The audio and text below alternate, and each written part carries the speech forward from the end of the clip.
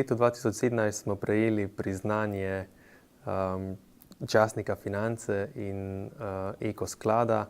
za okolju prijazen izdelek, katero nam je dalo zelo veliko težo pri strankah. Takrat smo bili še v sami začetni razvojni fazi, nismo imeli veliko produktov in nam je taka nagrada dala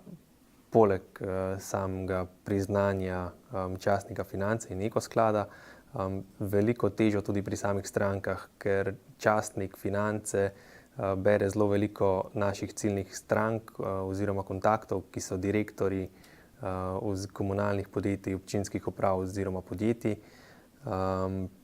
in berejo te častnike, kjer so zasledili naše ime, in nismo bili več samo nek startup, ki je razvilo svoj krmilnik in sistem, ampak smo dobili pravo težo